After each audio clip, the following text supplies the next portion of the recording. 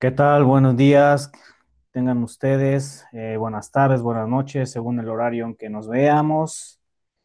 Bien, pues el día de hoy vamos a seguir con la clase de las escuelas eh, jurídico-penales, o mejor dicho, la evolución de las ideas penales, en donde, bueno, la semana anterior ya vimos algunas nociones generales y vimos los tipos pues de venganza, ¿no? Que puede haber o que puede existir a lo largo de la historia del derecho penal.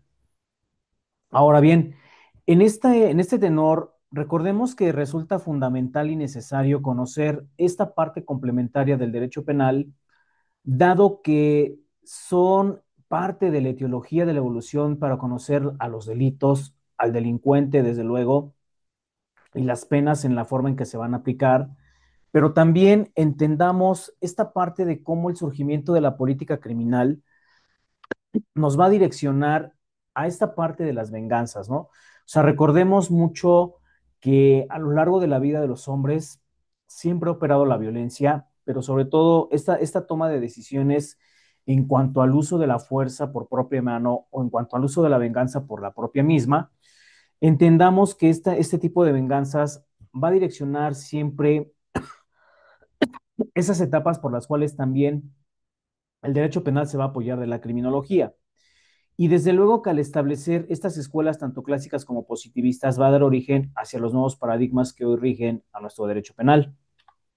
No obstante, hablábamos la semana anterior que la venganza privada va a derivar de esta condición de los barbarismos, ¿no?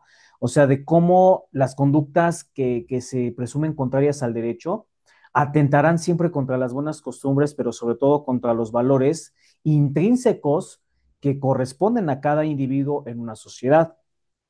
Sin embargo, lo que se pretende en esas épocas es infligir un castigo a aquellas personas que han cometido una conducta que afecta a lo que son las consideraciones personales, familiares y patrimoniales. Entonces, es mediante el sacio de esa sed de venganza, mediante la imposición de los barbarismos, y que en ocasiones la característica sanguinaria va a dar génesis al derecho penal o al estudio del derecho penal.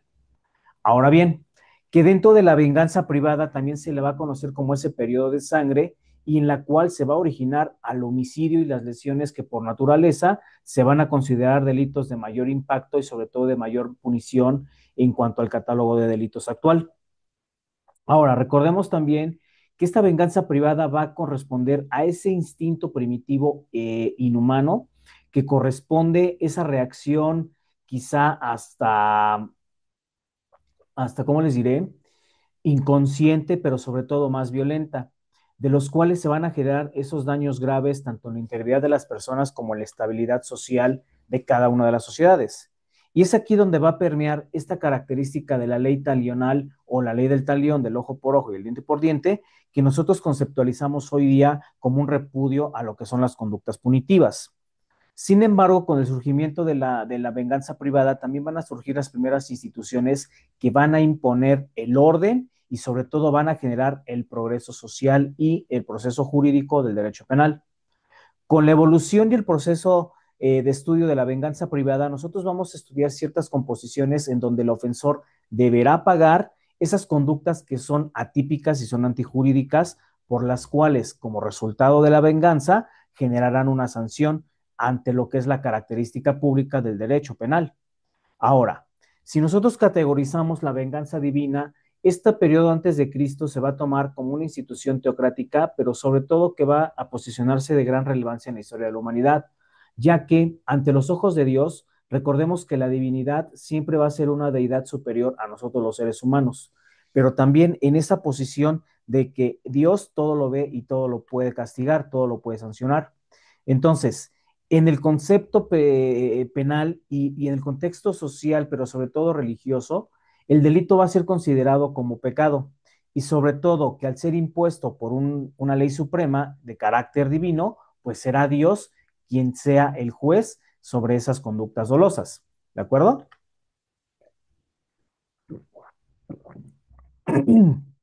Es así, perdón, es así que dentro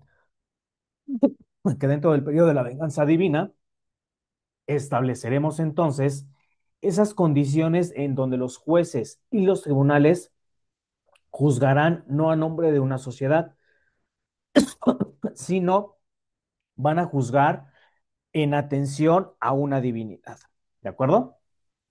Ahora, recordemos que con este tipo de venganza se va a imponer, sí, las penas y sanciones de característica sacerdotal, pero que desde luego los pueblos tienen que estipular ciertas condiciones de obediencia a esas deidades. Ahora, es aquí donde en los periodos del Código de Hammurabi en el Oriente, en Grecia, se consideran esta parte de la imposición de delitos como un fatal destino que el hombre finalmente va a seguir.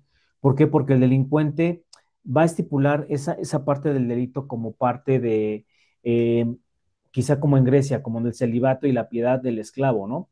Y sobre todo que aquí es donde van a operar también las primeras categorías de cómo va la justicia hacia los adolescentes, ¿sí? Recordemos que en Roma, parte de la ley de las 12 tablas y con la adhesión del Corpus Juris Civilis a lo que es las instituciones de Gallo, las instituciones del piano, van a entender ahora sí que esa ley talionaria va a romper ese concilio y sobre todo al romper ese concilio, desde luego, va a haber un castigo similar al daño adecuado y al grado de punición que tenga. Ahora bien, que dentro del derecho canónico también se va a atender a una reforma moral del delincuente. ¿Por qué? Porque la humanización de la justicia tiene que dar preferencia al perdón sobre la venganza y sobre todo redimir a través de la condonación o el perdón de los pecados con la caridad y la fraternidad en esta génesis y tregua hacia Dios. El derecho canónico va a entender que se va a estipular esa justicia de confundir, de más bien, sí confundir al pecado y el delito. Sin embargo, recordemos que el pecado es una ofensa agraria a Dios y serán las instituciones eclesiásticas quien expíen y den la penitencia retributiva a aquellas personas que han infringido la norma jurídica, pero en este carácter de la espiritualidad. ¿De acuerdo? Ahora, finalmente vimos también que la venganza pública va a estipular estos periodos en donde sí va a tomar fuerza la iglesia por un lado, pero por otro lado se va a delimitar esta condición de los gobernadores. Y sobre todo que ahora estos gobernadores son los que se van a encargar de impartir, administrar y procurar la justicia para los representantes de los individuos en un plano terrenal. Es por eso que se afirma que ya en la venganza pública los sacerdotes no se van a encargar de imponer las penas y sanciones, que cada causa en su lugar y sobre todo Dios va a sancionar lo que se categoriza como pecado, pero la categoría civil va a empezar a hacer esa distinción de los delitos derivados como privados y públicos de acuerdo con el bien jurídico tutelado que estén afectando y sobre todo que el derecho penal toma ese auge de carácter público hacia los intereses de los particulares. Por eso cuando aparece la venganza pública, nosotros vamos a conceptualizar política y sobre todo jurídicamente a través de los tribunales que van a empezar a entablar esos juicios en nombre de quién y en favor de quién, de una colectividad. Finalmente surge el periodo humanitario con César Bonesana, el marqués de Beccaria, y sobre todo con ese tratado del delito y de las penas que más adelante vamos a retomar. Esta parte de los sentimientos y esta parte de las expresiones por parte de una sociedad en ese tiempo va a estipular que también se van a declarar esos abusos medievales a través de la Revolución Francesa, que nosotros, al establecer leyes, las propias leyes no tienen derecho a prohibir esas acciones nocivas a la sociedad. Sin embargo, al ser prohibitivas, sí van a implicar esa existencia de inspeccionar y describir, de acuerdo a la geografía del dolor, qué tanto se está promoviendo esa condición de las escuelas clásico-positivistas y sobre todo el surgimiento del sistema de la penología, en donde contundentemente nosotros vamos a estudiar cómo la evolución del ser humano, conforme al delito y la pena, deben de cambiar a la par de su estudio. Es por eso que el periodo científico permite reinsertar actualmente al individuo para que su conducta mejore y sobre todo sea en apego a un orden social y sobre todo legal en una sociedad de acuerdo a un momento determinado. ¿Sí, jóvenes? Sean ustedes bienvenidos a esta sesión. Vamos a continuar con estas doctrinas y sobre todo vamos a entender ahora cómo a través de estos periodos de las venganzas divina, pública y sobre todo de los periodos científico-humanistas, van a dar auge a estas corrientes en donde las escuelas jurídico-penales van a ser esa manifestación de la humanidad que se ha visto reflejado tal vez por la propia literatura, el teatro y la poesía. Que refiero que esta parte de las escuelas del pensamiento penal también tiene que ver con la evolución histórica del pensamiento criminológico. Es así que de repente nosotros desde la mitología podemos entender que las criminalidades divinizadas, por ejemplo, en los dioses griegos, van a representar que el criminal es nato y es homicida por naturaleza, ¿sí? Entonces, en esta condición, identificar un criminal dependerá mucho de la medicina forense, pero también de la criminología forense, porque a través de la imposición de penas proporcionales van a aparecer ideas en cuanto a los periodos ambientalistas. Es decir, esos factores físicos, esos factores económicos, políticos, geográficos y sociales que van a dar auge a cómo está creciendo un individuo respecto del grado de pobreza o miseria con que haya desenvuelto sus periodos de crecimiento.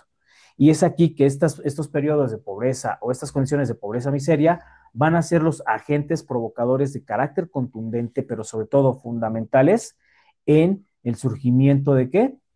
Del delito. ¿De acuerdo? Ahora bien, vamos a compartir pantalla para que vayamos viendo paso a paso cada parte de las escuelas y sobre todo nos vamos a centrar mucho en cómo estamos posicionados de acuerdo a estas condiciones del proceso evolutivo del derecho penal.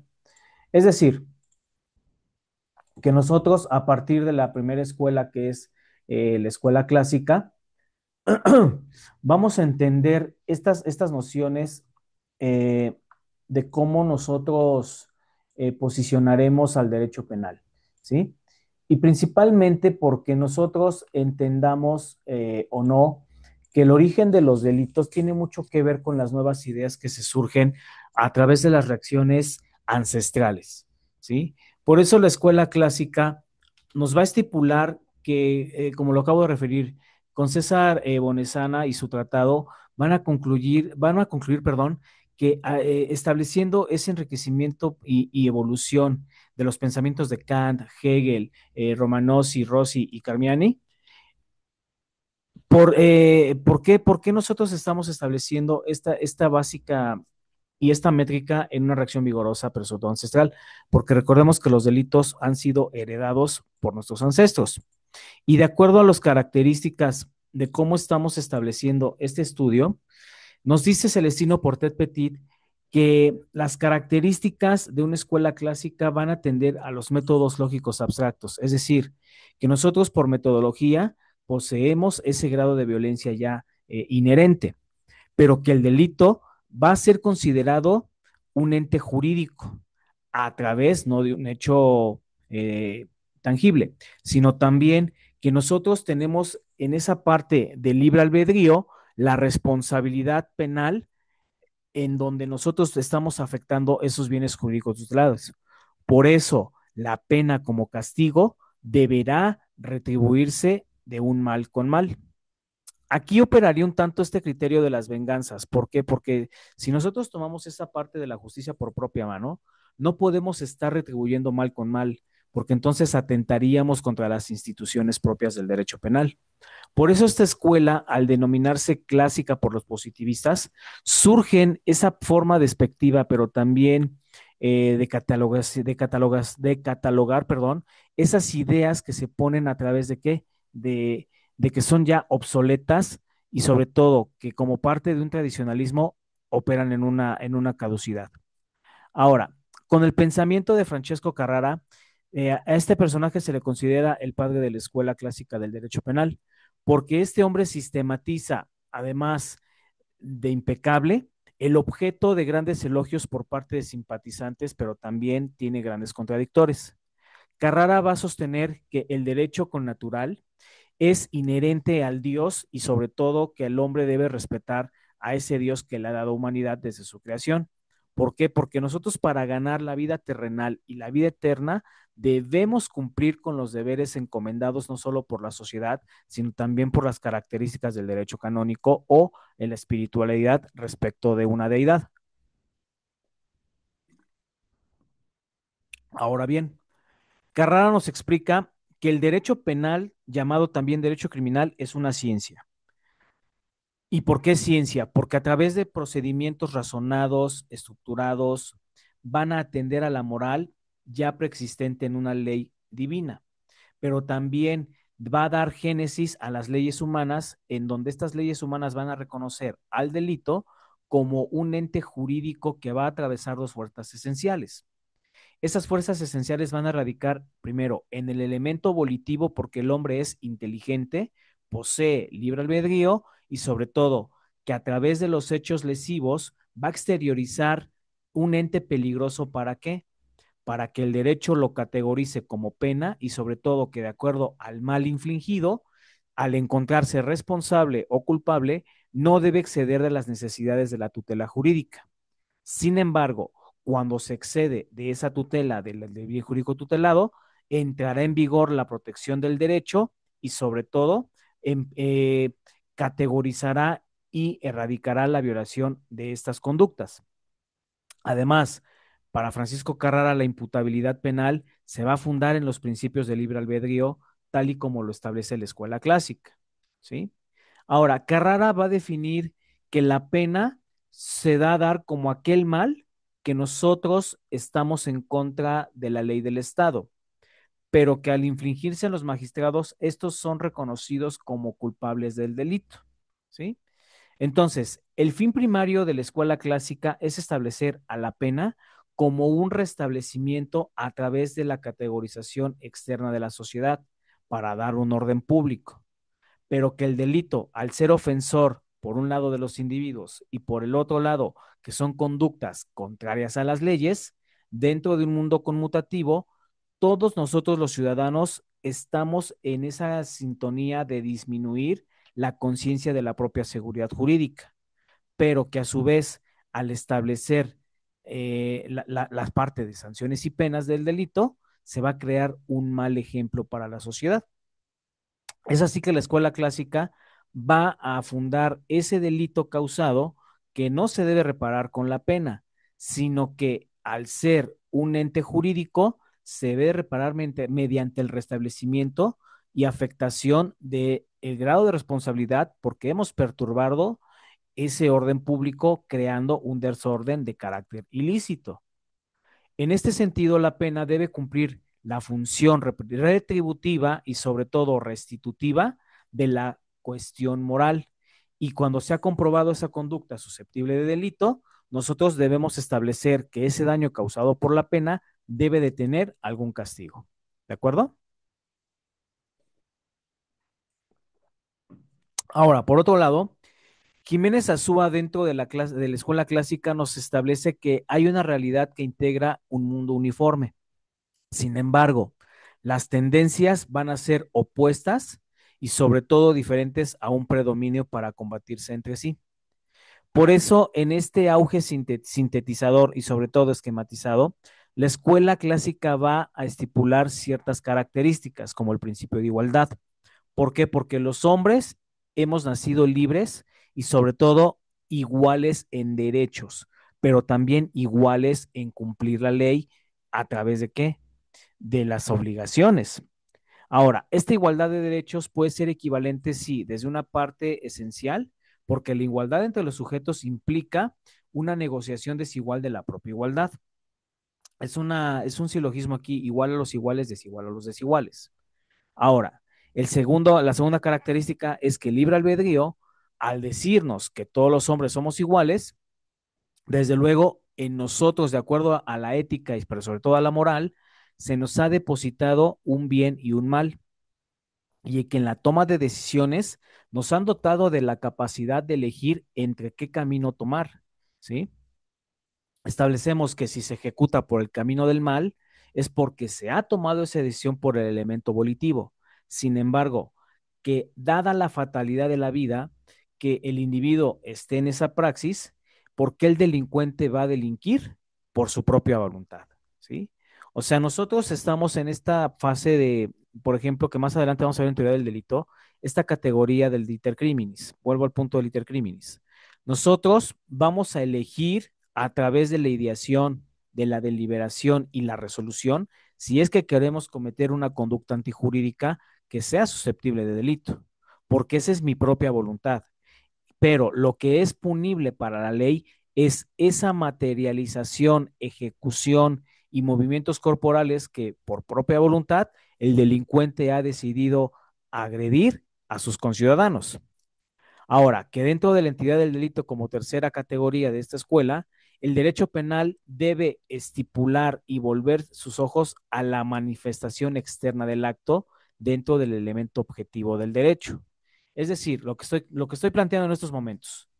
Si yo de acuerdo a, a la fase externa del iter criminis, exteriorizo a través de movimientos corporales esa intención de querer causar un daño, será el delito, el ente jurídico y sobre todo que va a estipular condiciones de injusticia. ¿Por qué? Porque el derecho debe ser puntual en sobreponer a la víctima y sobre todo estipular qué conductas van a devenir como delictuosas.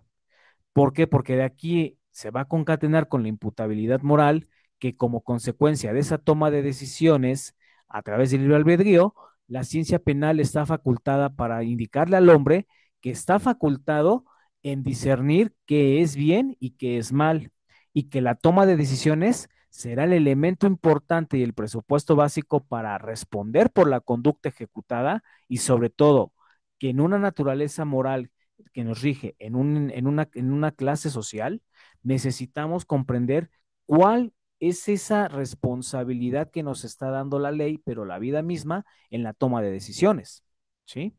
Por eso Carrara nos dice que el hombre es moralmente libre y sobre todo que su conducta va dirigida a que no se le puede tomar en cuenta por un resultado material, pero sí por haber afectado esa condición física a de la moral. ¿De acuerdo? Ahora, con esta parte del surgimiento de la Revolución Francesa, el sistema penal va a aportar una serie de pensamientos filosóficos y sobre todo que en estos principios del espíritu individualista, el principio de legalidad de los delitos y las penas, que es el nullum crimen no el sine lege, nos va a decir que de forma detallada y taxativa se pueden encontrar circunstancias modificadoras al delito. Es aquí donde van a empezar a surgir las agravantes o bien esas atenuantes que puedan eximirla de la conducta.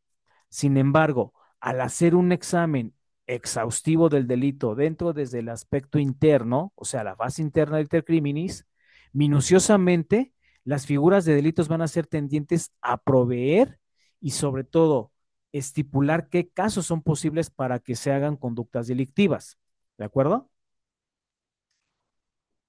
Ahora bien, por otra parte, la escuela clásica va a plantear esta influencia de que la elaboración científica de un derecho penal debe organizar, sistematizar, pero sobre todo influir en la creación de códigos y leyes penales durante el siglo XIX y que se han posicionado a través del siglo XX y hoy día el siglo XXI.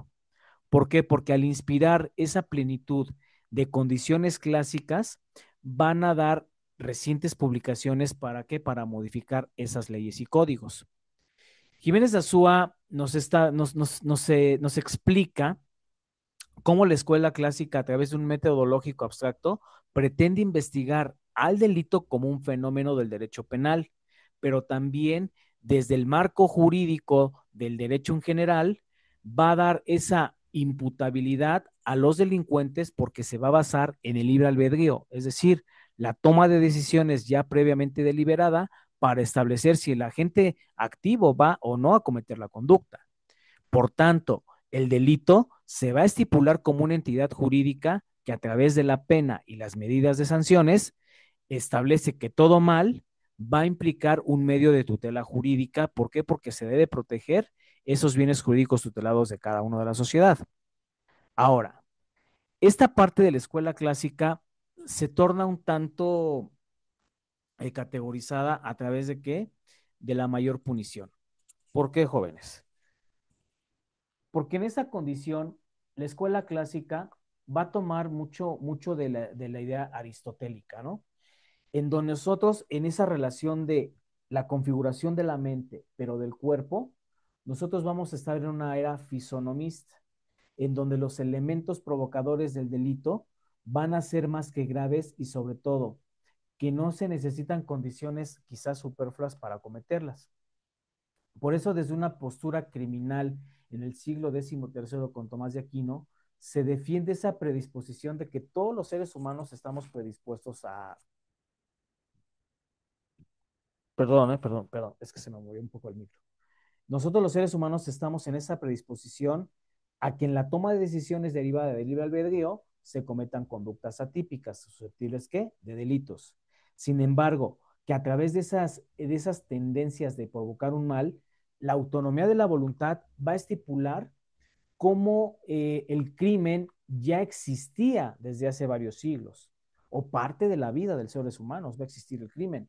Sin embargo, cómo se va a proliferar ese estudio a través del derecho penal, pero también de la criminología, con el florecimiento de la medicina legal. ¿De acuerdo? Es aquí donde pensadores como Tomás Moro, Cesare Beccaria, van a entender esos postulados de los ilustrados franceses, ¿no? Como Voltaire, Rousseau, Montesquieu, que son pioneros de la ciencia penitenciaria.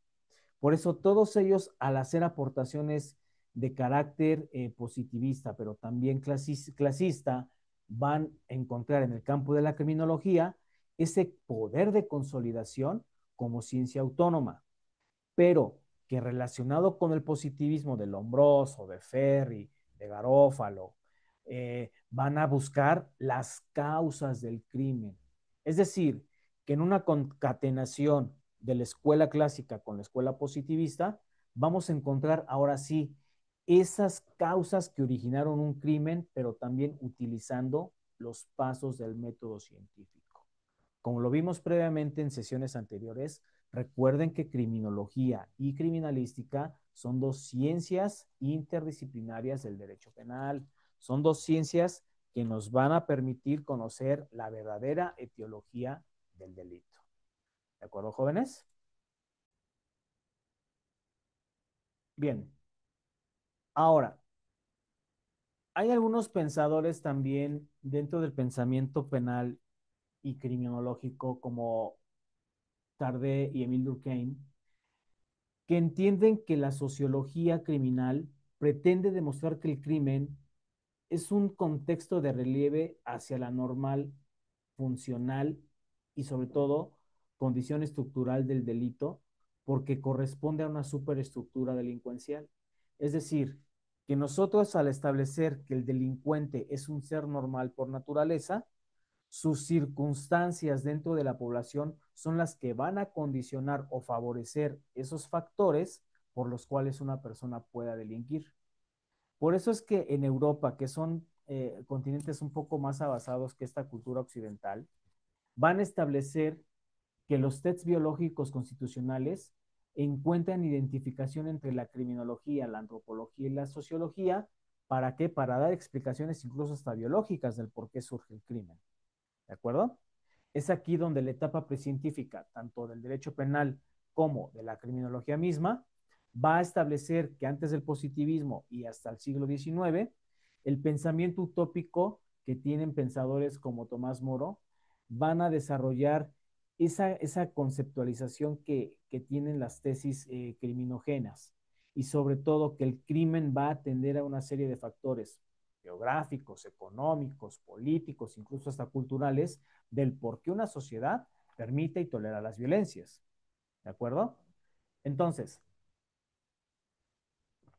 Tomás Moro, dentro de este pensamiento crimino penal, destaca que la pobreza es el factor económico principal porque apertura esa dureza y desproporción de los castigos y sobre todo que él va a abogar por una labor preventiva por parte del Estado. Es aquí donde vamos a entender cómo la política criminal va a establecer esos medios adecuados y necesarios para que el delincuente, a través de esos satisfactores, pudiera trabajar el resarcimiento del daño y sobre todo reivindicar y reposicionar a la víctima dentro de un plano en donde nosotros establezcamos fundamentalmente la idea de cómo la pena tiene que reivindicar los derechos afectados de cada uno de los individuos que ha sufrido ese agravio.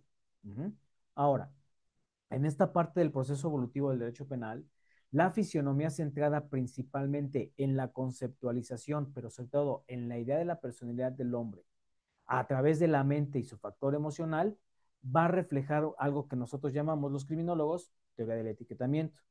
A través de los rasgos faciales y ciertas expresiones, vamos a entender cómo a través de esos rasgos fisonómicos, el delincuente pudiera estar inmerso y sobre todo trabajando en una sociedad colectiva, estudiar a su sociedad para poder establecer ese factor delincuencial.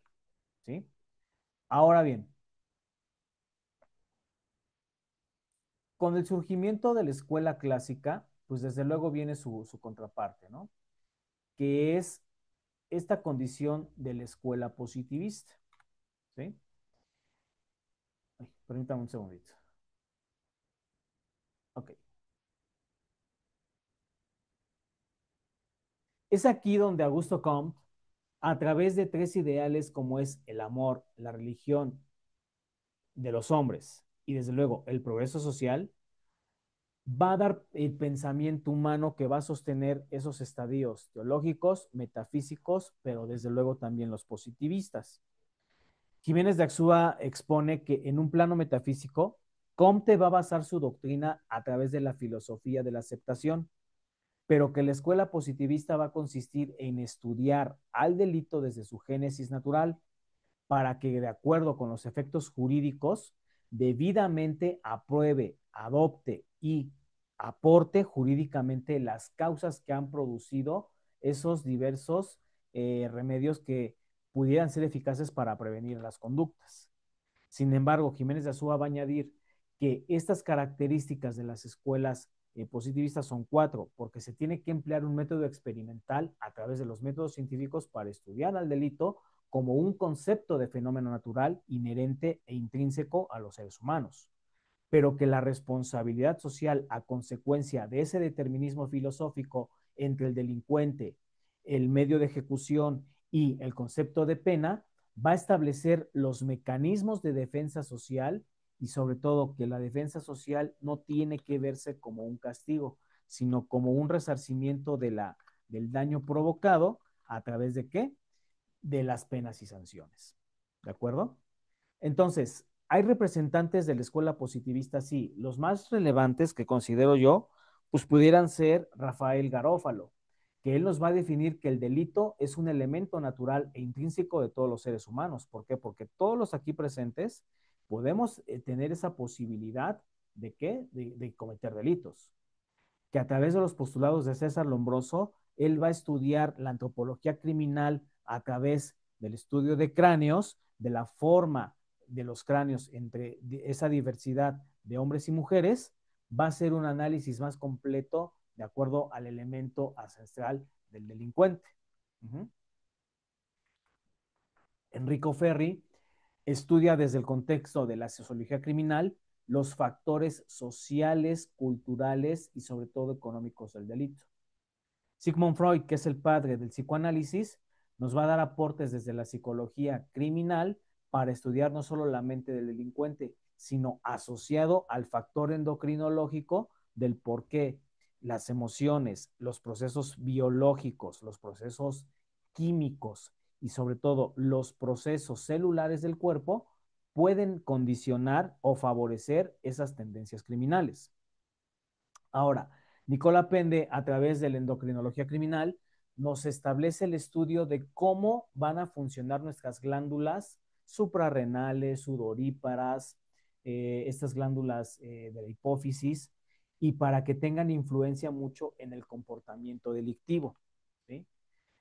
Desde luego, Carrancay Trujillo nos menciona que cuando la escuela clásica todavía toma fuerzas adherentes a las fórmulas metafísicas, César Lombroso va a estudiar al delito como una entidad jurídica que se está infraccionando a la ley penal, se está infringiendo y sobre todo la ley penal al establecer un método de infracciones, sanciones, penas y castigos, el delito va a atender a factores antropológicos, pero también físicos y sociales del delincuente, que relacionado con el pensamiento de Enrico Ferri, la escuela positivista va a dar paso a que la sociología abra un estudio de acción humana para establecer qué fenómenos naturales y sociales está tomando en cuenta el delincuente y sobre todo que de acuerdo a su estructura bioquímico y celular va a qué?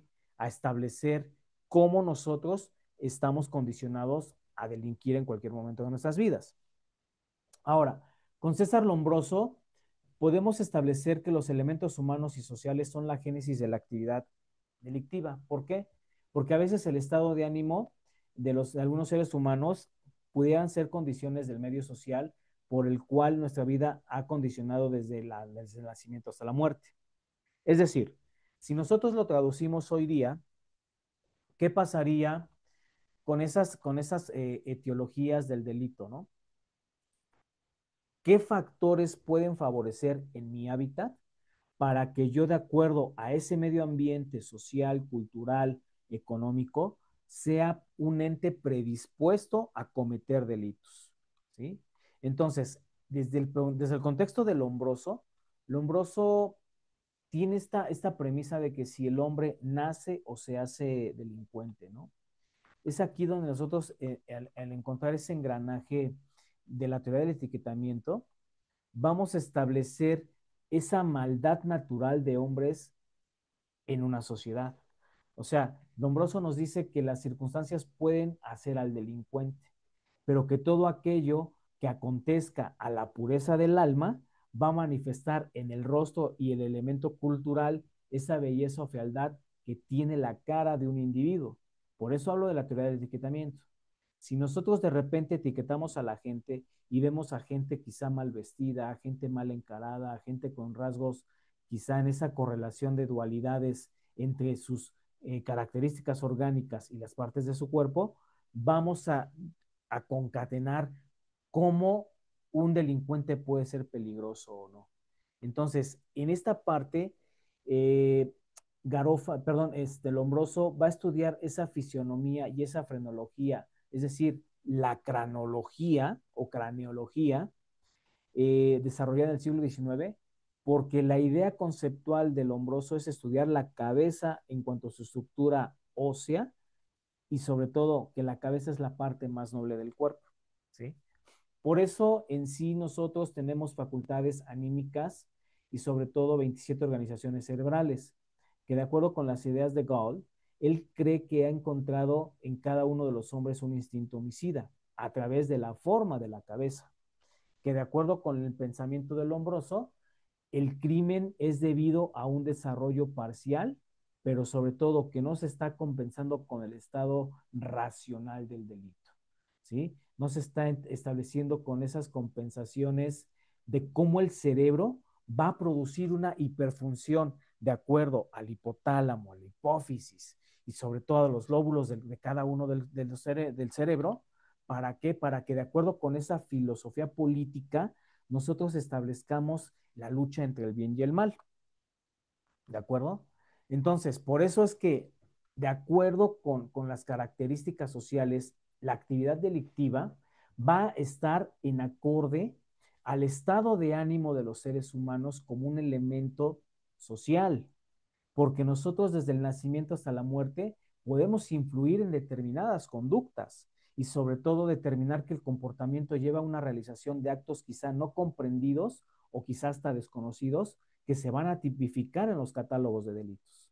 Es por eso que dentro de la criminología penitenciaria y del sistema penitenciario mismo, a veces las personas que están privadas de su libertad cuando han sido adictos o han cometido delitos bajo la influencia de estupefacientes, no comprenden y desconocen en qué momento llegaron a esos lugares, porque el delirium tremens o el lapsus tremens que ellos han surgido es el condicionamiento social que en aras de seguir consumiendo estupefacientes los orilla a delinquir. ¿De acuerdo, jóvenes? Ahora, de acuerdo con el jurista Pavón Vasconcelos, nos establece que la escuela positivista, de acuerdo con Enrico Ferri, atenderá a las condiciones de sociología criminal y sobre todo que va a apoyarse mucho en que los métodos a seguir a través del estudio científico de delitos del delincuente y de las penas va a estipular que el derecho penal solamente va a aportar una parte. ¿Me explico?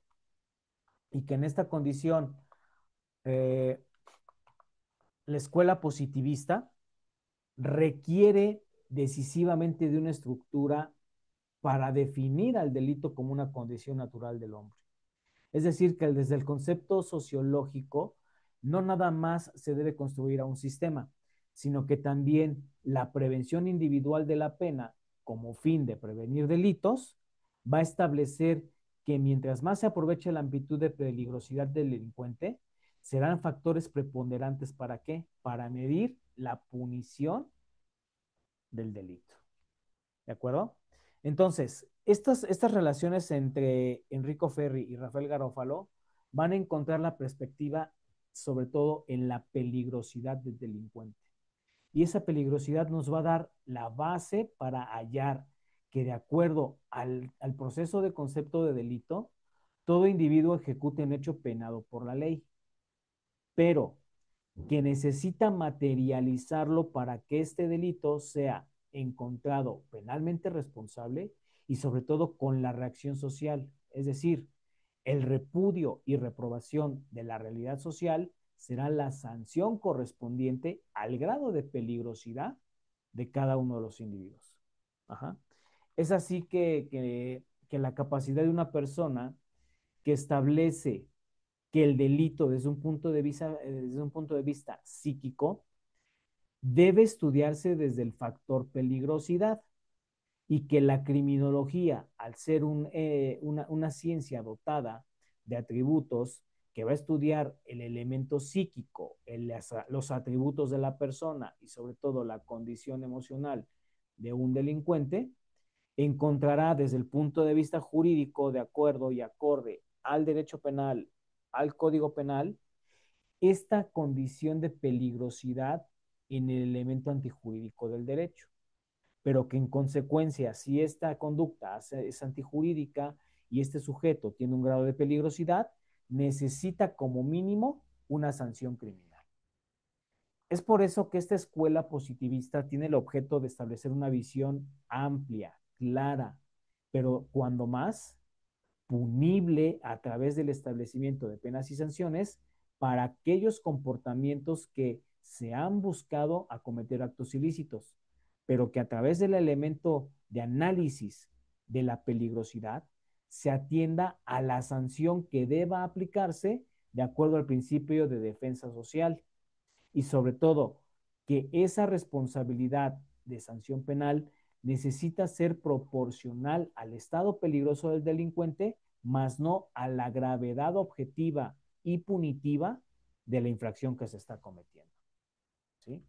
Por eso los estudios de personalidad jóvenes de repente establecemos que de acuerdo con Becaria, establecer la denuncia por delitos y a su vez que en las épocas de 1774 la pena de muerte y las torturas eran desproporcionadamente aplicadas, pero que entre delitos cometidos y castigos aplicados no era lo más ideal. ¿Por qué? Porque esta escuela también de Charles Beccaria va a criticar la irracionalidad, la arbitrariedad, pero sobre todo la crueldad de las leyes penales que operaban en los códigos procesales del siglo XVIII. Por eso la idea de Montesquieu, la idea de Rousseau, la idea de Thomas Hobbes de establecer un contrato social va a ser un constructo y un extracto, pero sobre todo a los principios de legalidad que solo nosotros como abogados, pero también que los legisladores deban atender a esa situación de un contrato social en una sociedad. Por eso la reflexión que aquí se hace acorde a estas escuelas atiende mucho a que nosotros debemos establecer un contrato social que puedan dictar leyes, pero que el objetivo social del contrato social, como lo plantea Rousseau, es lograr la equidad la felicidad y el equilibrio de los hombres para evitar delitos, porque más vale para el contrato social evitar y prevenir que castigar esas conductas antijurídicas. Uh -huh. Por eso nosotros, en un sistema social, requerimos leyes y hoy día, bajo el amparo de derechos humanos en materia penal, requerimos que los delitos no sean discriminatorios, perdón, que las sanciones en materia de delitos no sean discriminatorias, que ahonden en el aspecto más de educar al hombre en aras de perfeccionar a una sociedad, ¿sí? La pena en un contrato social resulta inútil. ¿Por qué? Porque es atentadora contra la justicia, pero atentará contra las bases mismas del contrato social. ¿Por qué?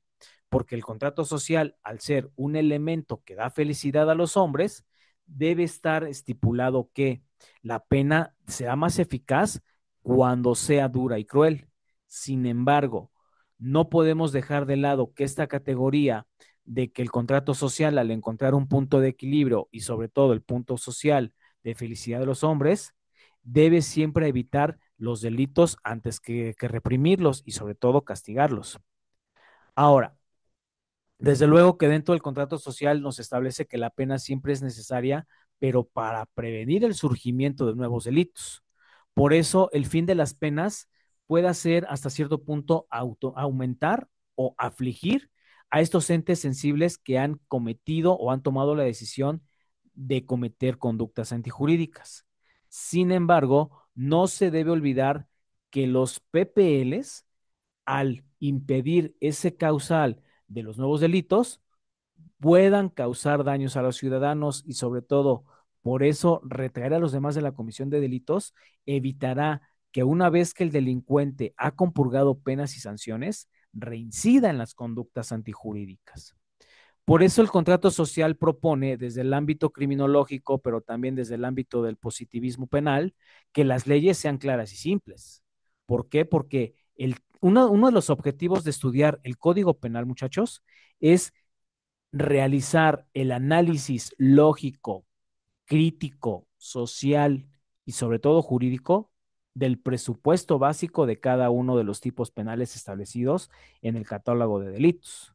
Porque de acuerdo al predominio de libertad y razonamiento del oscurantismo, se pretende un funcionalismo ejemplar a la administración de justicia, pero también a la procuración de la misma, en aras de librar las corrupciones que operan actualmente, ¿sí? Por otra parte, que nosotros estipulemos a través de las pulsiones o a través de los refuerzos esas recompensas al ciudadano honrado, como por ejemplo, si tú pagas puntualmente tu predial, tus impuestos, tu tenencia, pues el gobierno te puede recompensar ese cumplimiento a través del condonamiento de intereses o el condonamiento de algunos recargos. Por eso es que el contrato social siempre va a abogar por la elevación de los niveles educativos y culturales de los pueblos, porque una sociedad educada, una sociedad con cultura, va a ser una sociedad que va a vivir mejor y sobre todo va a ser una sociedad de primer nivel. Ahora, Jeremy Bentham, desde un plano penológico y penitenciario, va a establecer a finales del siglo XVIII y principios del siglo XIX los sistemas penitenciarios a través de las legislaciones, tanto civiles, pero a su vez penales. ¿Por qué? Porque es importante establecer a la penología, a la victimología y a la criminología penitenciaria como una ciencia penal del delito en donde, de acuerdo al diagnóstico pronóstico, se le dará un tratamiento a ese delincuente con respecto de las penas que hay que aplicar, ¿sí? Por eso la idea muchas veces en el sistema carcelario, como operó por ahí del año de 1900 hasta 1976 con el panóptico en la cárcel de Lecumberri, esa idea de un edificio circular para tener vigilados a todas las celdas y con ventanas grandes, deberá atender cómo el PPL se comportaba en prisión. Por eso Bentham, al hacer trascendente en España, se necesita establecer que las reglas mejoren el régimen penitenciario. ¿Por qué? Porque las penas también deben tener esa categoría de derechos humanos. ¿Sí me explicó? Entonces, en esa condición, recuerden que nosotros actualmente regimos al sistema penitenciario en ejes 5 rectores, que establece el artículo 18 constitucional, ¿sí? Pero que de acuerdo con el pensamiento criminológico y positivismo penal, la dureza de las reglas va a permitir la eliminación quizá de sufrimientos corporales. Recordemos lo que hablaba yo la semana anterior. Las penas corporales están abrogadas, están suprimidas, están abolidas en el sistema mexicano, ¿sí? Que la regla a lo mejor pudiera ser aplicada con severidad, pero atendiendo a los elementos procesales de la economía para evitar también gastos innecesarios. Recordemos que el sistema penitenciario en México es caro. El sistema penitenciario en México, como una medida de sanciones y penas, es realmente eh, caro. ¿Me explico? Entonces, al estipular esa finalidad de las prisiones, no solo es reformar, sino también reinsertar actualmente a pasos agigantados a los PPLs en aras de que al obtener su libertad no vuelvan a constituir esa desgracia para la sociedad en general. ¿Sí? Entonces nosotros debemos establecer que dentro de una condición necesaria de lo fundamental del delito y el delincuente es el derecho de autor que nos establece que cualquiera podemos cometer un delito. Sobre todo que la diferencia entre un delincuente de ocasión y un delincuente de profesión va a dar ese presupuesto básico que establece la ley penal para el establecimiento del elemento criminal en aras de qué? De una mejor etiología del delito. ¿De acuerdo, jóvenes? Bien. Entonces, dentro de esta idea de la ciencia penitenciaria y el elemento positivista del derecho, John Howard en el siglo XVIII comienza a establecer que las reformas de Estado deben operar en buscar males, en buscar cómo subsanar esos males y sobre todo redimir a los PPLs. ¿Por qué? Porque él está en contra del aislamiento y sobre todo dulcificar la necesidad del trabajo en prisión. Es decir, que la prisión no tiene que ser el último fin para sancionar conductas violentas, sino todo lo contrario, que nosotros debemos estipular esta parte de cómo los PPLs al estar internos en un sistema penitenciario necesitan sí del trabajo, de una reconstrucción moral que a través de a lo mejor de la religión, la adecuada higiene, la alimentación, pudieran ser relacionados y sobre todo reinsertados adecuadamente en este sistema mexicano. ¿Sí? Por eso nosotros siempre debemos voltear a ver que desde el elemento positivista, las prisiones no son el mejor elemento. ¿Para qué? Para reprimir al delito. ¿Por qué? Porque la criminología penitenciaria nos va a permitir revolucionar un mundo en las prisiones en México, sobre todo, al hacerlas más humanas, pero sobre todo que el fin sea la reforma de aquella persona que está compurgando sentencia por delito. Por eso el mérito de John Howard establecerá que la atención sobre los PPLs y sobre todo sobre los delincuentes que son olvidados por las familias debe ser una concepción fundamental porque el delincuente debe cobrar importancia para el sistema y sobre todo que al pertenecer a un mundo conmutativo necesita una nueva oportunidad para reinsertarse adecuadamente a esta sociedad. ¿Sí? Es aquí donde también con los estudios de peligrosidad del delincuente que realiza Carranca y Trujillo, nos dice que el estudio de personalidad en su triple aspecto, o en esa trilogía integradora entre el elemento antropológico, psíquico y moral, nos va a decir cómo vive el delincuente y qué condiciones propiciaron que él cometiera conductas antijurídicas. ¿Por qué? Porque desde el elemento antropológico hay que ver la génesis de sus cadenas familiares. Si hay todo un historial de delincuencia ahí, pues desde luego que ese delincuente va a estar muy tendiente a, ¿qué? A cometer delitos. Ajá. Si estamos hablando desde el elemento biopsicosocial, es decir, vida, cuerpo, psique, la sociedad y la moral favorecerán también esas condiciones de que el delincuente cometa conductas, ¿de acuerdo? Ahora, hay que entender los elementos psíquicos. ¿Por qué? Porque muchas veces el delincuente sufre disrupciones en cuanto a los neurotransmisores cerebrales, en cuanto al mal manejo de las emociones y sobre todo, si estamos estipulando que es un delincuente adicto, pues razón de más para establecer esa génesis etiológica, antropológica y moral del por qué estas personas buscan muchas veces al delito. ¿Para qué? Para seguir siendo consumidores. Ajá. Ahora, recordemos que el elemento antropológico no nada más es ese estudio de osamentas o de fósiles. El elemento antropológico nos va a dar a entender la vida anterior de esa persona antes del hecho delictivo. Y aquí voy a tocar un poco de temas de victimología, ¿no? Porque en un principio de correspondencia, en esa interacción tanto del delincuente como de la víctima, necesitamos ver esas 24 horas previas a la vida del delito. Es decir, cómo era la vida de la víctima antes del delito y cómo era la vida antes del delito del delincuente.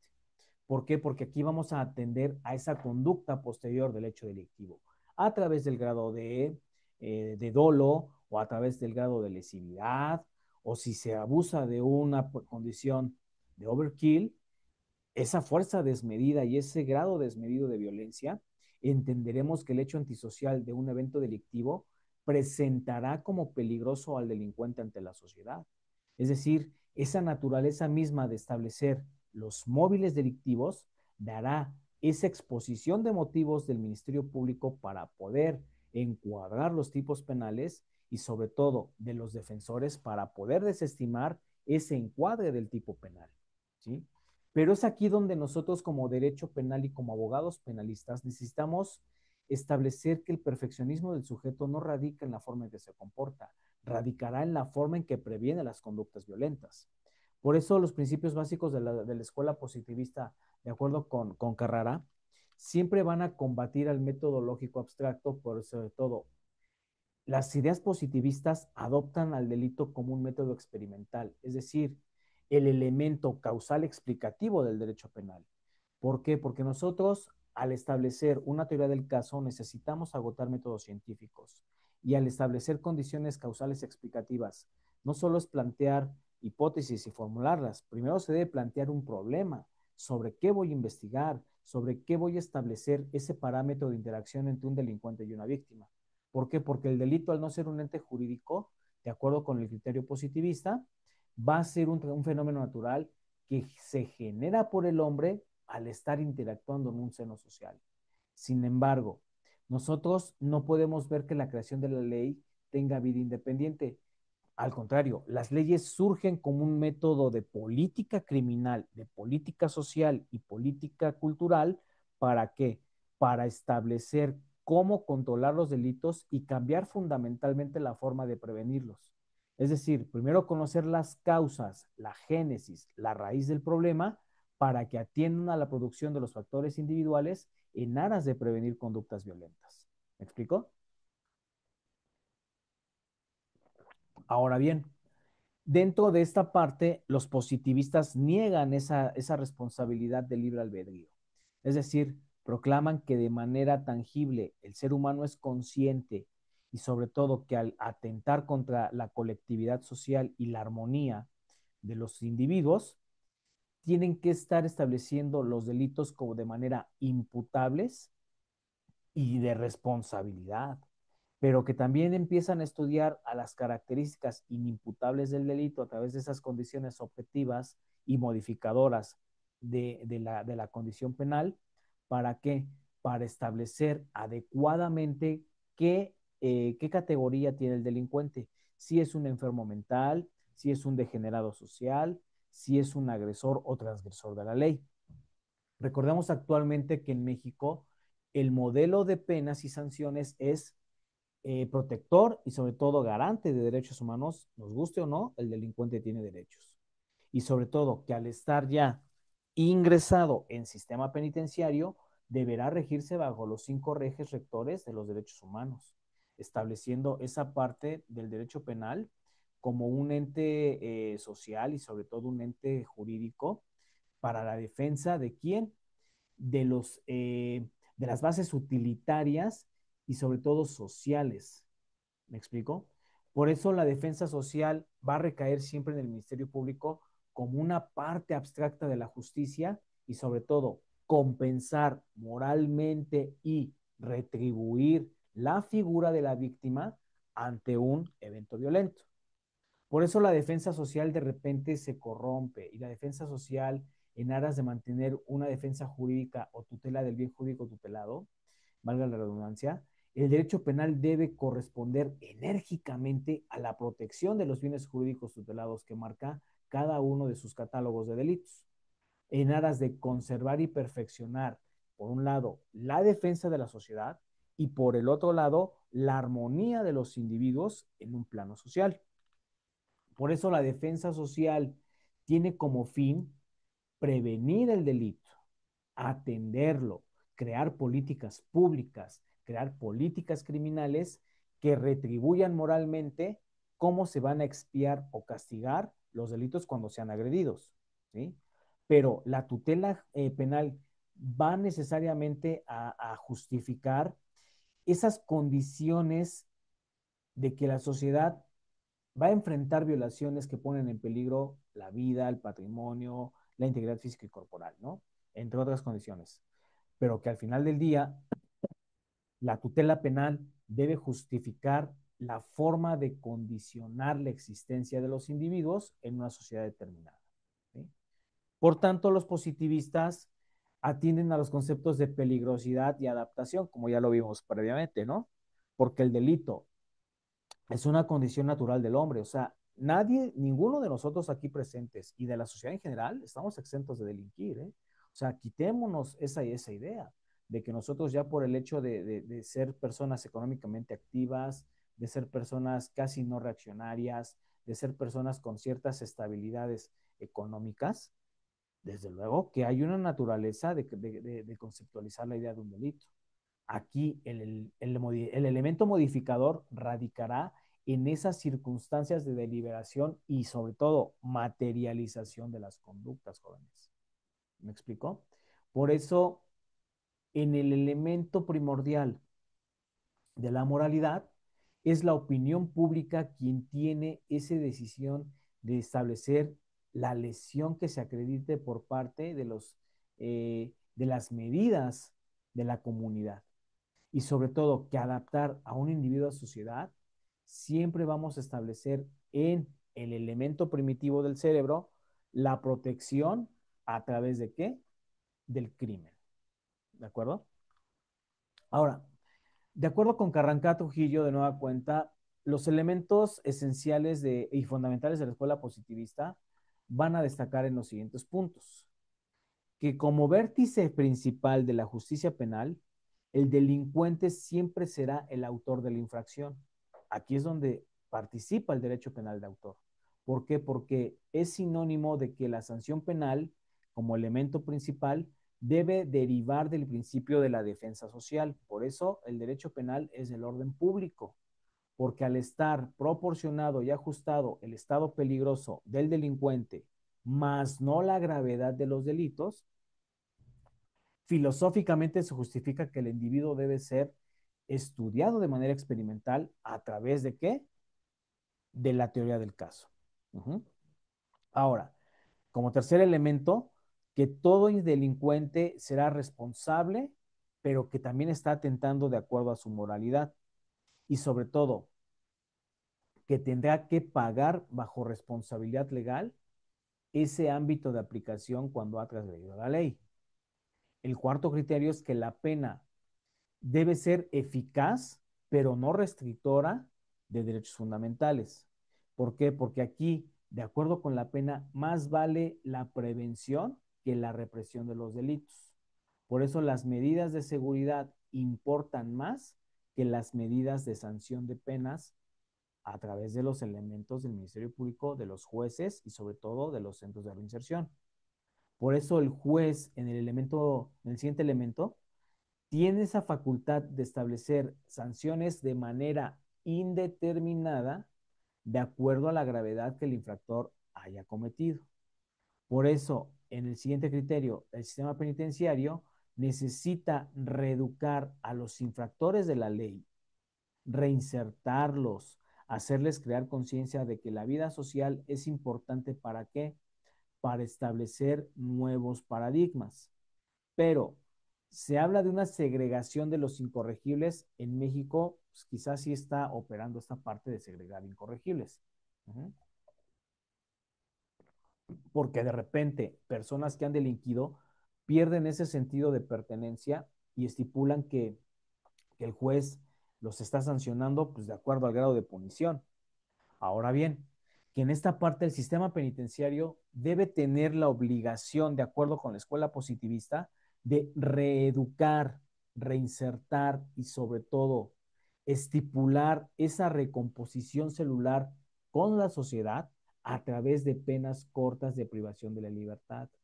Es decir, que la pena es un mecanismo de defensa y reeducación de las personas que han cometido delitos. Pudieran estar obsoletas o no estas ideas del Lombroso, porque de acuerdo con esta parte, Rousseau al establecer un contrato social en el año de 1762, establece que el hombre en principio es bueno por naturaleza, pero que es la sociedad misma quien va a pervertir al hombre a través de la libertad para obedecer a las leyes. Por eso, para Juan Jacobo Rousseau, el delincuente, al vulnerar un pacto social, se automargina de la sociedad civil como una parte de considerarse como rebelde. De acuerdo con la lectura que ustedes deben estar ejecutando ya, que se va a entregar esta semana, Gunther Jacobs explica desde un positivismo penal que el delincuente es el enemigo público, que el delincuente debe ser marginado, sosegado y segregado de la sociedad. Por eso el derecho penal del enemigo es, desde mi perspectiva, atentador a los derechos humanos fundamentales. ¿Sí? Por eso en esta parte de la evolución positivista, nosotros entendemos que las ideas del Lombroso deberán respetar esas posiciones que la pena es, trata de reconciliar al individuo infractor con la sociedad, pero que muchas veces son elementos irreconciliables en esa yuxtaposición de la categoría clásica y la positivista. ¿Por qué? Porque nosotros, al establecer esa importancia de las normas jurídicas en materia penal, vamos a establecer a la personalidad humana del delincuente, pero que de acuerdo a los problemas que éste ha enfrentado, nosotros podemos condicionar cualquier parte del estudio del delito a través de las ciencias médicas, de las ciencias sociológicas, las ciencias jurídicas, las ciencias penales. Pero la importancia de la escuela positivista debe establecerse en esa condicionante de estudiar eh, el comportamiento humano, ¿sí? Estudiar por qué se encuadra un delito de acuerdo al estado de defensión que la ley permite, pero que el delito establece que no puede haber una sanción para supuestos que no están bien relacionados con el infractor de la norma jurídica. Uh-huh.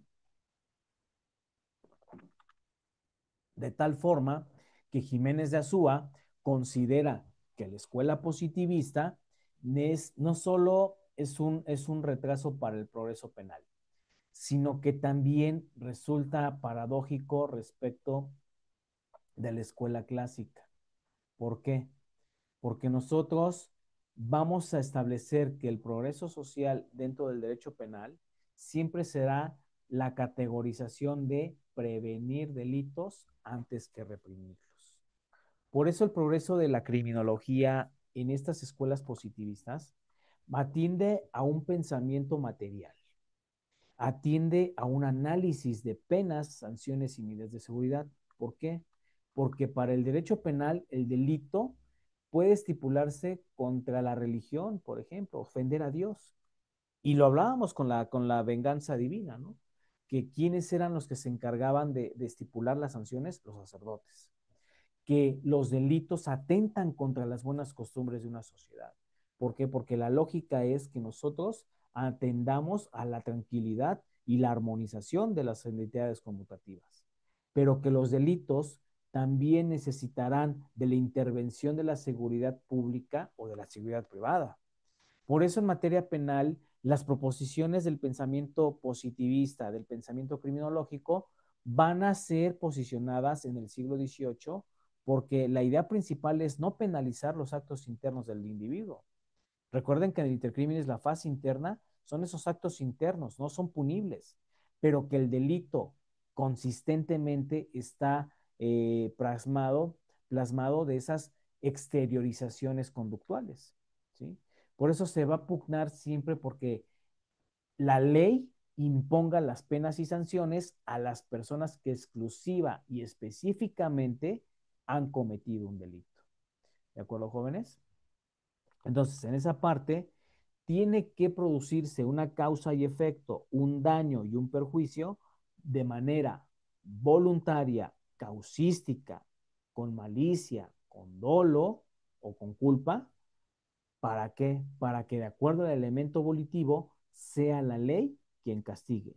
Pero que existen circunstancias modificadoras al tipo penal, las famosas excluyentes del delito o atenuantes del propio, para establecer que de acuerdo al elemento volitivo no pueda haber imputables.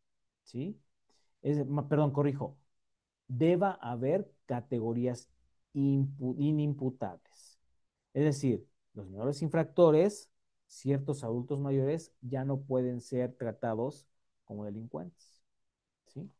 Ahora, en esta parte el pensamiento de la escuela clásica, recordemos que se va a defender la idea de un hombre como ser libre, como ser racional, igual a todos los seres humanos, que va a defender la idea de un libre albedrío, pero que de acuerdo al poder y toma de decisiones, en el determinismo filosófico va a estar sujeto a los impulsos sobre fuerzas naturales, sociales o fuerzas divinas. ¿Sí? Que partiendo de la idea de los clásicos, no hay tanta existencia entre el hombre delincuente y el que elige libremente su carrera criminal. Es decir, que el objeto de estudio de la escuela clásica debe prescindir el estudio del delincuente y centrarse en el derecho penal del acto. Ajá. Por eso, en esta parte, los postulados de la escuela clásica siempre van a estar en esas diferencias cualitativas entre esa persona que es delincuente y esa persona que no lo es. El grado de irracionalidad del crimen, porque el crimen puede ser, como lo refería hace unos momentos, un acto irracional e incomprensible, pero que de acuerdo con la libertad y capacidad de decisión de cada uno de los hombres, este hombre no ha sabido elegir lo que más le convenía. Por eso la prioridad del hecho y del derecho penal del acto sobre el derecho penal del autor, el delincuente solo aparece como sujeto activo del delito. ¿Por qué? Porque ya no se le debe prestar mayor atención. ¿Me explico? Entonces, desde el elemento causal explicativo del derecho penal, el crimen es una consecuencia del mal uso de la libertad. Esto va de acuerdo también con los clásicos, ¿sí? O sea, nosotros o cualquier persona que sea susceptible de cometer delitos es porque ha tomado el camino inadecuado y sobre todo que ese libre albedrío se ha perdido. Por eso los criminales en potencia no son libres del todo. Hay que entender que todo enfoque reactivo será la aportación principal para el estudio de la penología cuando se legitime y se delimite el castigo. Por eso las penas y sanciones deben de ser acordes al grado de responsabilidad del cómo, cuándo, por qué se castigan los delitos.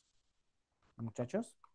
Ahora, en esta parte, la tercera escuela o la tercera escuela encontrará en sus máximos representantes, que es Bernardino Alimena y Manuel Carnevale, que esa posición entre la escuela clásica y la positivista va a ser una crítica a través del elemento clasista, pero también esa tendencia a cómo los postulados, de acuerdo con las categorizaciones alemanas, establezcan que se niega el libre albedrío. que la toma de decisiones de acuerdo al concepto de delito es un fenómeno individual y social, pero debe siempre estar prestado en atención a quién, al estudio del método científico. Que la escuela clásica, al tomar parte de responsabilidad de la moral, debe distinguir quiénes son imputables e inimputables de delitos. ¿Por qué? Porque de acuerdo al grado de capacidad al elemento volitivo, las penas se consideran entes jurídicos, pero que el delito debe ser dotado, sí, de ese ente jurídico, pero en el análisis de la libertad o la pérdida de libertad del individuo que ha decidido infringir la ley. Uh-huh. Que se plantean esas ventajas del método inductivo para plantear reformas sociales de cómo el Estado debe interesarse por el delincuente más que por el delito. ¿Me explico? Y sobre todo, que si ya una vez el delincuente está en prisión, la imputabilidad debe emanar de la voluntad y los elementos que determinaron a ese agente a cometer delitos. Por tanto, la investigación científica debe adoptar las categorías de la penología y la victimología para el estudio científico del delincuente. ¿Por qué? Porque aquí no nada más va a participar eh, esta parte de cómo el derecho penal sanciona las conductas. Porque muchas veces a la autoridad se le olvida hacer victimología forense, se le olvida hacer penología forense, se le olvida hacer esa condición de penas y sanciones de los propios delitos en particular. Entonces, en esa parte, nosotros establecemos que dentro de la tercera escuela o la tercera escuela, eh, el grado de culpabilidad de las personas debe atender en función a la peligrosidad, pero que de acuerdo a esa peligrosidad estableceremos cómo se va a dar un proceso de unificación de cómo el delincuente va a encontrar esa parte de cómo asumir su libre albedrío. ¿Sí? O sea, nosotros debemos entender que el libre albedrío es el elemento principal por el cual tomamos las decisiones en nuestra vida. Y sobre todo que de acuerdo a la fenomenología social, antropológica, cultural, económica del delincuente, la delincuencia va rechazando una naturaleza morbosa del delito, de establecer la absorción del derecho penal por la sociología criminal. Es un poco arriesgado eso que estoy planteando, ¿no? Porque el derecho penal finalmente, al ser un conjunto de normas jurídicas, no puede desaparecer, ni mucho menos la sociología establecer las normas jurídicas. ¿Me explico? Entonces, en esa condición, el pensamiento crítico de la escuela, eh, de la escuela positivista necesita siempre de cómo aportar qué está produciendo un cambio en una persona de acuerdo al modus vivendus. Y que de acuerdo a esa parte del hecho, el castigo y el nuevo orden, nosotros estamos subordinados a fenómenos sociales, pero debemos concentrarnos en la observación como el punto de análisis esencial para el estudio del delito. Uh-huh. Que de acuerdo a la fenomenología, nosotros establecemos que la pena debe ser un conservador del orden social, ¿sí? Que también establezcamos esa parte de cómo direccionar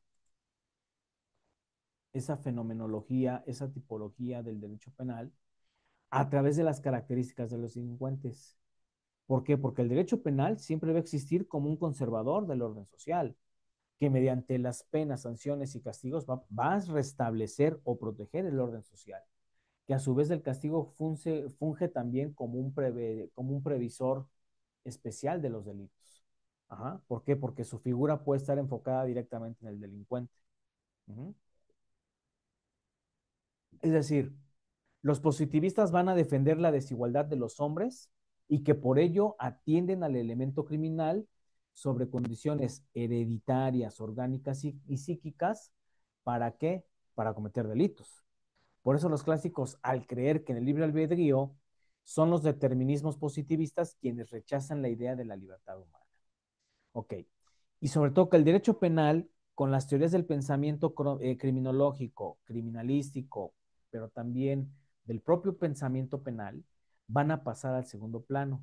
¿Por qué? Porque las decisiones judiciales van a depender mucho de cómo se esté haciendo ese análisis del aumento y la disminución de delitos. A esto nosotros lo llamamos política criminal. Uh-huh. Entonces, en esa condición, nosotros debemos establecer que de acuerdo con la tercera escuela van a surgir nuevas tendencias y nuevas escuelas del derecho penal, como es la escuela ecléctica, en donde la escuela ecléctica acepta y niega los postulados de la escuela clásica y también de la positivista, pero excepcionalmente va a establecer los principios de la sociología, de la técnica jurídica y sobre todo la teoría correlacionista del derecho penal. Por eso dentro del sociologismo alemán establecemos que el libre albedrío es un fundamento de imputabilidad y sobre todo retributivo de la pena, porque todos, repito, tenemos el poder de decisión si queremos cometer delitos. ¿Me explicó? Entonces, que en esta parte la pena siempre debe justificar el por qué se va a restablecer el orden jurídico. Y aquí es donde observamos que desde el punto de vista de Jiménez Azúa, el dualismo jurídico debe establecer, por un lado, al delito como entidad jurídica y dos, como fenómeno social. Que de la mano la imputabilidad o inimputabilidad del delincuente atenderá a condiciones de peligrosidad y sobre todo como la medida de aplicar esas medidas de seguridad. ¿Sí? Entonces, el delito tiene que ser explicado, tiene que ser científico, porque de acuerdo con los representantes de la Escuela Técnico Jurídica, establecemos que el derecho penal natural entiende de la formación de cómo se están fundamentando los preceptos filosóficos, perdón, a través de los elementos naturalistas del delito. ¿Sí? Por eso los representantes de esta escuela ven al conocimiento científico de delitos y sobre todo que el delito tiene que ser atendido desde las fases investigadoras, no nada más desde las fases punitivas del Código Penal. ¿De acuerdo? Ahora, recordemos que quizá las ideas de Lombroso, de Garófalo, de Ferri ya son obsoletas dada la temporalidad. Sin embargo, siguen sentando paradigmas, porque, por ejemplo, para Lombroso, eh, la antropología siempre va a dar nuevas teorías sobre la criminalidad, que el delincuente es nato sobre la idea de un derecho natural. ¿Por qué? Porque el hombre nace bueno, pero lo hace malo la sociedad. Entonces, aquí es donde la regresión a esas etapas primitivas que estamos viviendo actualmente van a dar ese crecimiento genuino de cómo sostener que nosotros podemos tener regresiones a los cerebros primitivos, ¿no? Cuando hay reacciones ante agresión física, ahí está actuando el cerebro primitivo. Y sobre todo, que nosotros, al establecer el desarrollo de cómo nosotros vamos estudiando al delito, vamos a encontrar al delincuente en potencia, ¿no? Entonces, la escuela clásica con Carrara, Romagnosi, Rossi, Hegel y Carmiani establece que hay libre albedrío, que hay igualdad de derechos, que hay una responsabilidad moral porque se tiene que resarcir esa moral. Uh-huh. Que de acuerdo al método deductivo, la pena es proporcional y acorde a la participación del delincuente en el evento violento. Uh-huh. La escuela positivista, desde luego, establece la negación del libre albedrío. Va a encontrar ya una responsabilidad penal en el delincuente y sobre todo que va ahora sí a explicar esas causas fenomenológicas del delito y de la participación del delincuente en esos postulados causal explicativos que más adelante lo voy a explicar ya cuando veamos la teoría del delito. ¿Sí? Desde luego que sus exponentes como Lombroso, Garófalo y Ferri establecen que la pena es proporcional al grado de peligrosidad del delincuente, pero que la prevención se necesita operar más que la represión del delito.